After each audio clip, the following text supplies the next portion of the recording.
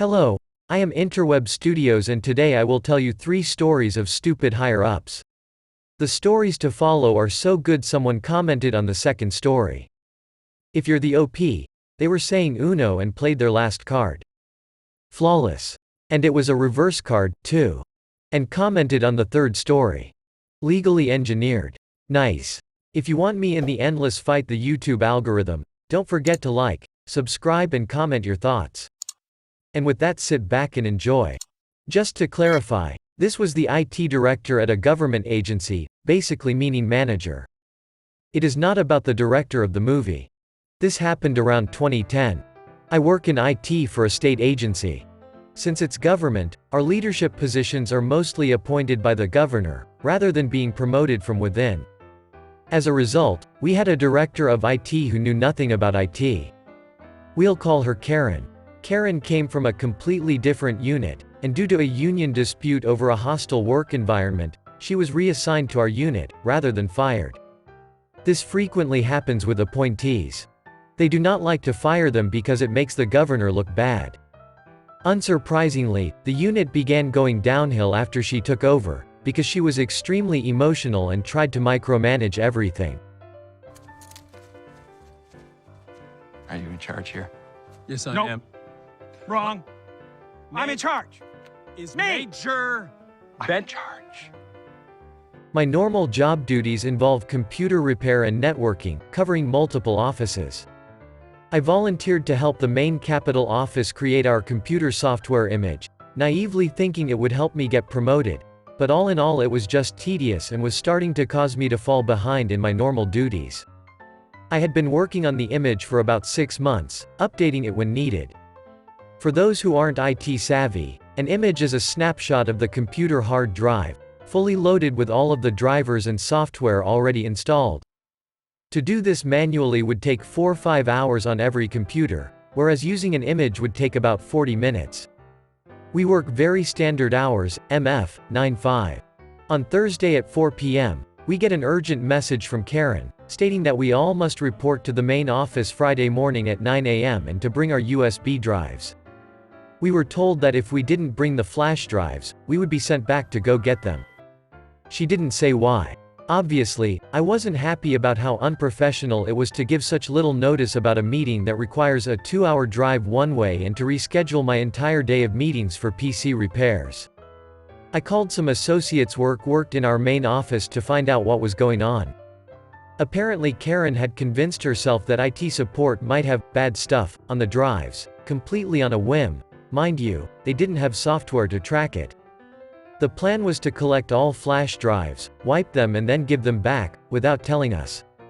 The sheer stupidity of this idea was off the charts, considering we kept all of our important troubleshooting tools on there plus the image. Since I did the imaging, my flash drive had all of the source files for the image. All of our software, drivers, multiple versions of Windows, along with the complete documentation of how to set it all up. We had no backup policy, but I did keep a personal backup of the drive. Cue malicious compliance. I was not happy about how Karen did not tell us what was being done or why. I deleted my personal backup and decided to just play dumb and came to the meeting and turned in the drive. Surely, they would be smart enough to say something, anything, before doing this. But nope. Sure enough, they were wiped without our consent or knowledge and then given back to us. A few weeks go by and they ask me about how things are going with the image. I simply tell them that it's been erased by Karen without my knowledge, so unfortunately, there was nothing I could do, and I'm not about to recreate it all from scratch. Most of IT support lost their copies as well during that meeting and all the networking team had was a backup from years ago before I took over. Honestly, at this point I was sick of volunteering my time for nothing in the main office, and it was making my normal job much harder, so I was happy to wash my hands of that. Needless to say, Karen was pissed, but she couldn't do a damn thing about it, since it is their job to create backups and manage them, not mine. They had to recreate the image and documentation completely from scratch, dozens of hours of work. Karen was eventually reassigned to another unit and things got better in IT after that. I'm kind of like a folk hero in that agency now. Everyone was very happy to have Karen gone. Down in the comments. Even better. Karen deleted the image drive, so I have to do everything by hand, use image backup to create system, and then 3-4 hours of Reddit to complete the install. More failing upward in state bureaucracy that causes turmoil and waste. Not surprised. If I was in charge of a state agency, I would have a department where I would put people that I can't fire. People who are assigned there are fired in every sense, but they are technically still hired by the company. They would not have any hours and they would not be getting paid. New York City has a school for teachers who they want to fire. No students. Some have been there for years. 60 Minutes, a news show, did a segment on it decades ago. Not sure if it still exists. I'm still unsure if it's really compliance, but my ex-employer announced some news regarding our jobs. It was obviously false, but instead of calling the bullshit, I treated it exactly as I would have if it was true, and it bounced back in their face. It was a while ago, when I was working in a community-based organization. We provided end-of-the-line shelter for people and did rights advocacy in a medium town, 100K. The salary was low but okay, but most employees were there because they believed in what we did. The main problem was the manager. She didn't act accordingly to the set of values the organization was based on. She was grossly overpaid compared to employees, took everything personal, made sure we were cut off from the administrators, and created an atmosphere where people feared retribution. We were unionized, but after a few months I realized no one was ever filing complaints, even for trivial matters, because they feared she was going to lash back at them. Turns out she had done it to a few people in the past. Once I figured I wasn't going to stay there much longer, I decided to sign all the complaints I could. According to union, I could sign anything I witnessed even if I wasn't the target, and figured I would see them to the end and leave. That way administrators couldn't claim not knowing, and there was a chance for my colleague to have a better work environment. So, of course, the next few months were a living hell. She picked on me regularly. Still, most people sided with me, at least privately, most of them fearing she would do the same treatment to them if they declared it publicly. One morning, she calls a staff meeting and explains that a large amount of complaints have been filed in the last months, looks at me and the cost to settle them or to pay the lawyers to fight them might bankrupt the organization, and everyone is thus at risk of losing their jobs soon. Insert ominous music. Panic ensues. My colleagues is crying, they're calling their SO. A lot of people are begging me to take them back, stating she got the lesson. Some of them are genuinely pissed at me.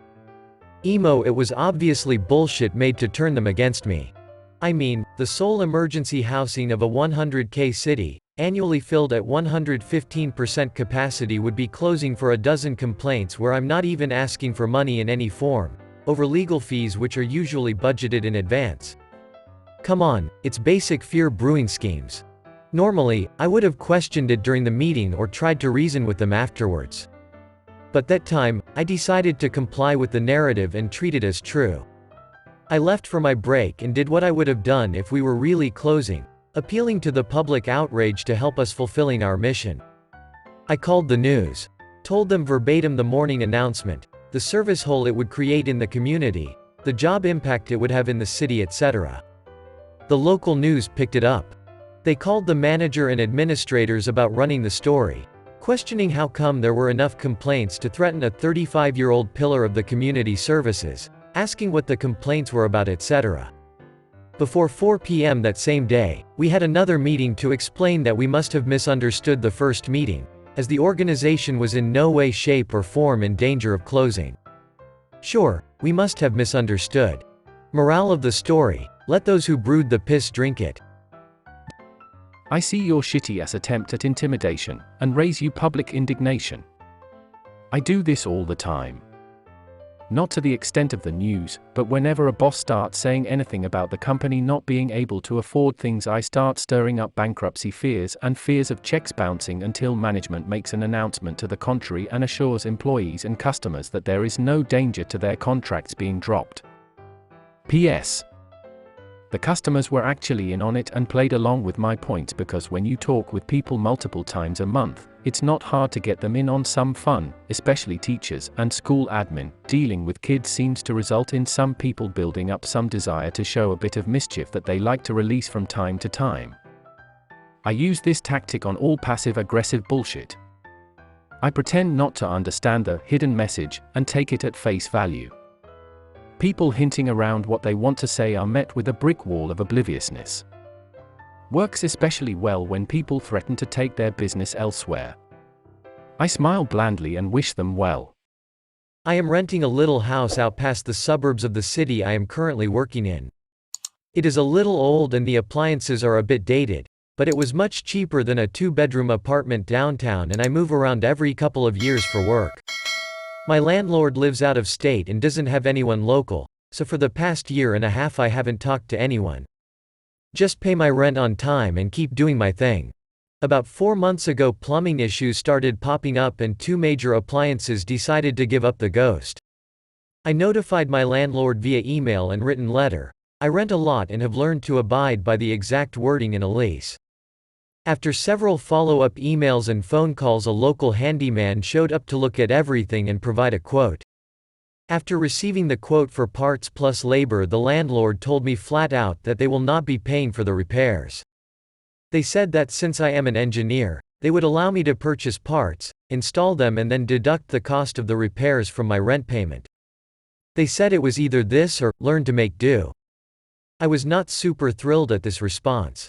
I replied back to them saying if they were willing to deduct my time and cost of the parts from my rent that I would get started immediately. Thank you very much.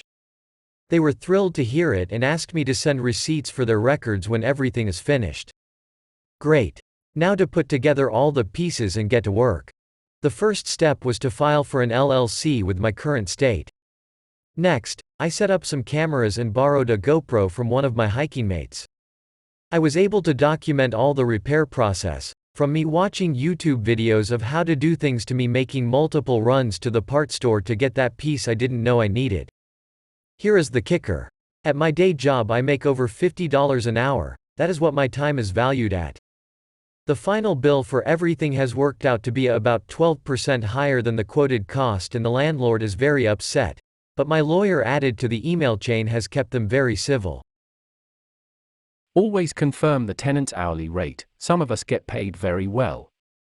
Even worse, you shouldn't rate at your job hourly rate when you do contract work. I charge more than twice, considering that not all hours are chargeable and all out-of-contract expenses like administrative work, taxes, insurances, etc. He's smart, he'll handle it and save me money. Later. Oh no, he's too smart. This guy learned what every PM learned when they let an engineer do whatever they want. And with that I hope you enjoyed the video. Thank you for sticking around, and since you made it this far, you will like, subscribe and check out the other videos on screen now. Until next time. Toodles.